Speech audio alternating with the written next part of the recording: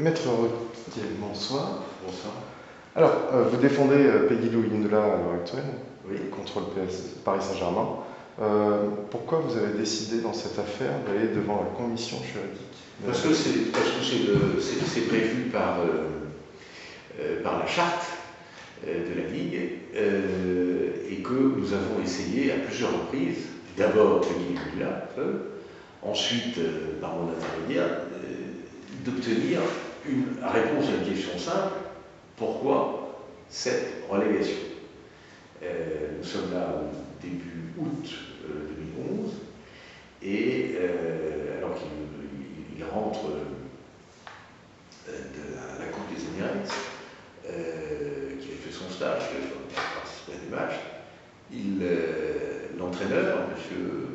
Comboiré, lui dit que désormais il va s'entraîner et jouer en équipe réserve.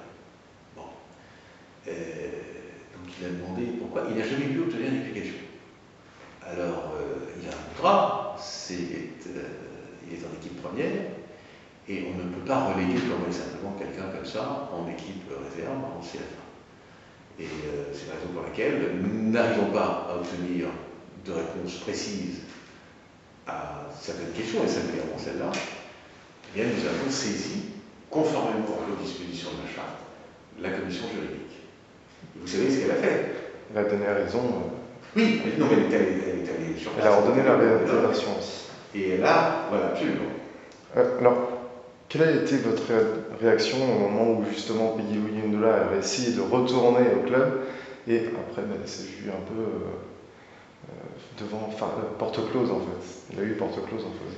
Écoutez, d'abord, lorsque la décision a été rendue, il y a eu un communiqué du PSG indiquant que la décision n'était pas exécutoire et qu'il réfléchissait donc il n'est pas exécuté et qu'il réfléchissait à un appel éventuel.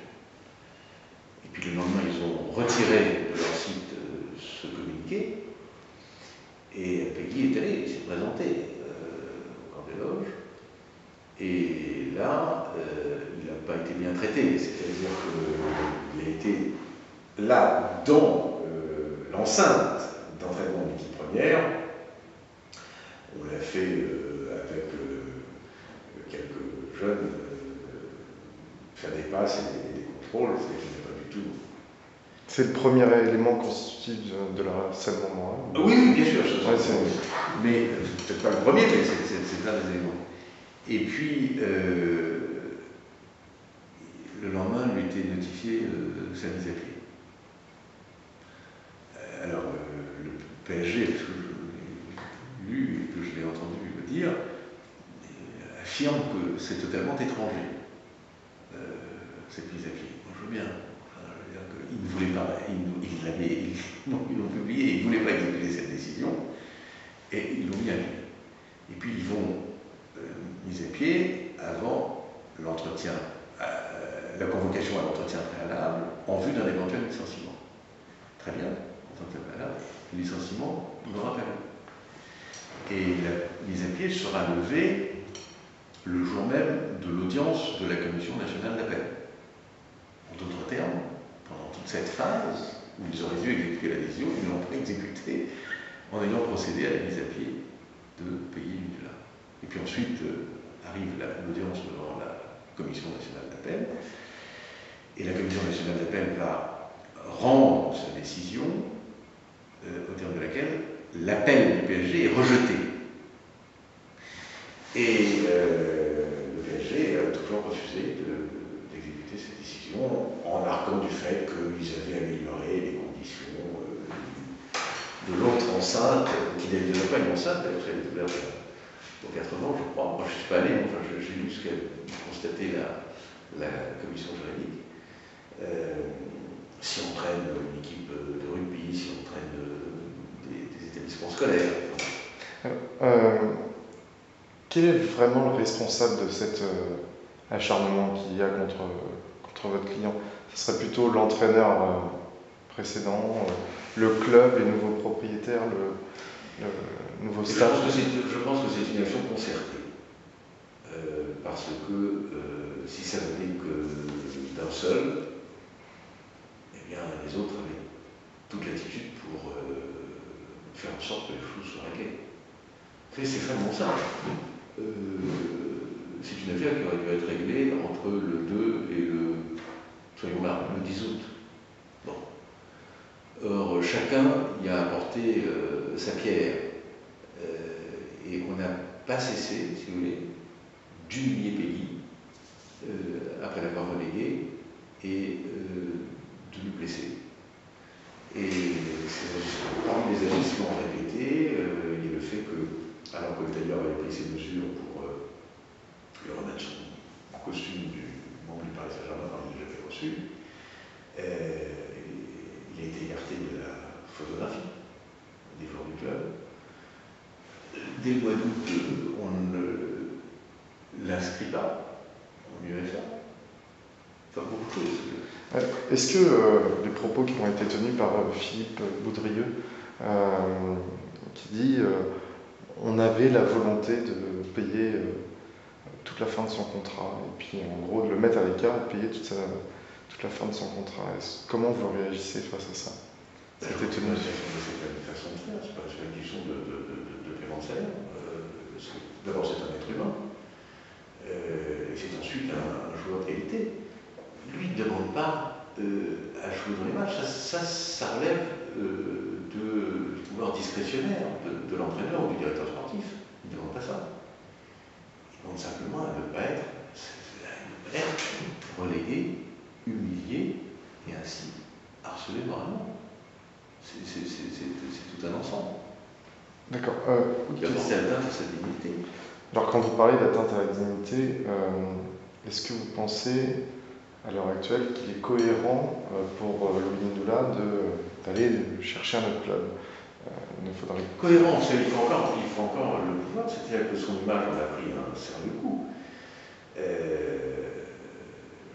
Moi, je ne sais pas, je ne peux pas me mettre à la place des autres clubs, mais est-ce que les autres clubs sont prêts à se dire finalement, ce garçon qui a été privé d'entraînement quand même pendant si longtemps, que l'on présente comme étant devenu, curieusement, un mauvais joueur, enfin un joueur faible, est-ce qu'ils sont prêts à lui faire une proposition? Je ne sais pas.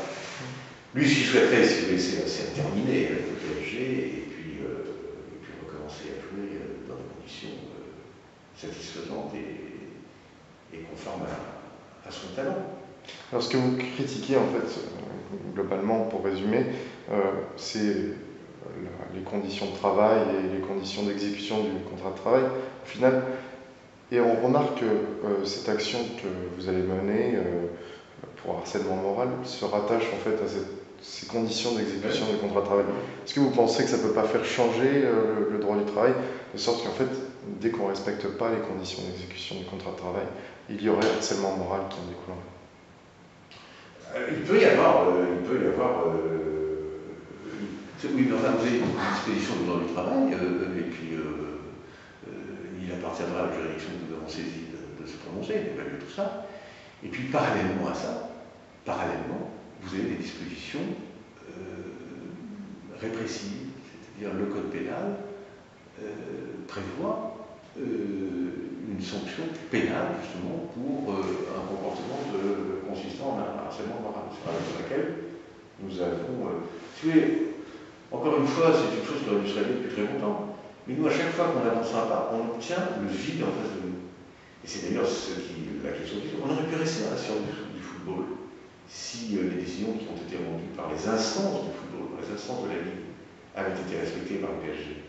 Ils ne veulent pas les respecter. On est obligé d'aller vers les juridictions de droit commun, c'est-à-dire le Conseil des prud'hommes, et puis aussi, compte tenu de ce comportement, et qu'on voit comment ils se sont comportés, eux, à l'égard de Peggy Ndoula, devant la juridiction répressive. En fait, le primo-responsable, on va dire, on va parler d'Antoine Comboiré. Aujourd'hui, il s'est passé la même chose contre lui.